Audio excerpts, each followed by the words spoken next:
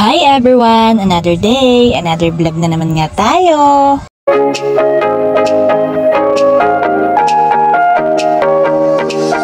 Today's video nga guys ay busy na naman kaming mag-asawa dyan dahil ngayong araw din ay gagawa kami ng upuan gamit itong sirang higaan na binigay sa akin ng aking kaibigan. Kaya salamat Frenny ko sa pagbigay nito dahil dito ay magkakaroon na kami ng upuan para sa aming munting sala. At natutuwa nga kami dahil saktong-sakto ang pagbigay nito sa amin dahil panggagamit namin dito ang nabili nga namin na welding machine at good timing na rin dahil walang pasok ang asawa ko kaya magagawa niya talaga ito ng maayos. Plano ko pa naman sana guys bumili ng mauupuan para sa aming munting sala. At ikwento ko na nga rin pala sa inyo guys na noong nakaraan pagpunta namin ng RM sa bilihan ng mga gamit, meron nga pala ako doon nakita ng mga upuan o mga sofa na magaganda na at mura pa na nagkakahalaga lang ng 3,999, 4,000 to 5,000 plus. Kaya naman sabi ko guys sa asawa ko kapag mayroon sobra-sobra sa sahod niya ay mag-iipon kami para makabili kami ng upuan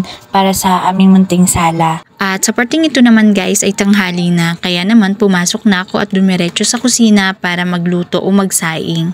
Meron na nga rin pala kami nakahandang ulam dito na isdang paksiw. Meron nga rin pala sa amin nagbigay ng gulay na talbos kaya ayan isinapo ko na rin. Pagkatapos ng maluto na ay naghanda na nga ako. Gumawa na nga rin pala ako ng toyo mansi para meron naman kaming sausawan. Simple man po ang aming pagkain, masustansya at masarap naman. At nung matapos na nga kaming kumain dyan guys, pumunta na ako dito, dala-dala itong lumang foam. Ito nga pala ay sira-sira na punit at hindi na magandang tignan. Pero sa tingin ko naman ay pwede pa naman itong magamit o magawa ng paraan para ito ay mapakinabangan pa. Kaya ayan, todo effort ang lola nyo na ayusin ito. Sinusukat ko nga pala yan para makuha ko ang tamang laki o haba na kailangan para doon sa upuan na ginagawa ng asawa ko.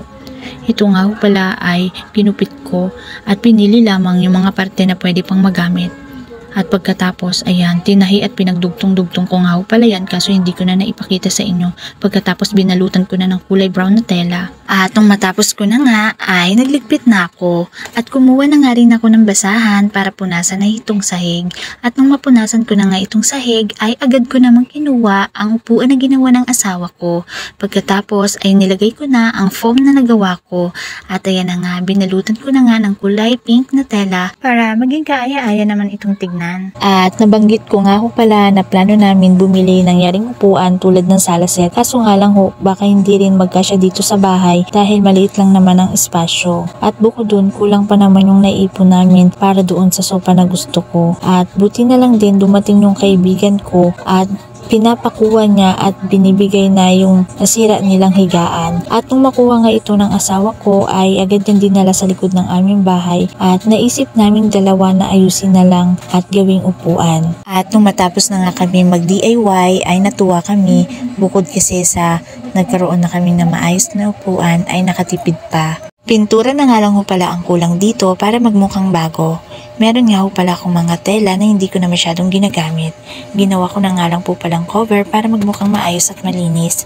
Gumawa na nga rin pala ako ng throw pillow o 3 unan para meron naman sandalan. Sa mga oras na nga ito guys ay hapon na tapos na nga pala ako magpahinga kaya naligo na ako. Pagkatapos inayos ko na ang sarili ko dahil kami ay aalis. So hanggang dito na lang guys ang video ito. Don't forget to like and subscribe my channel.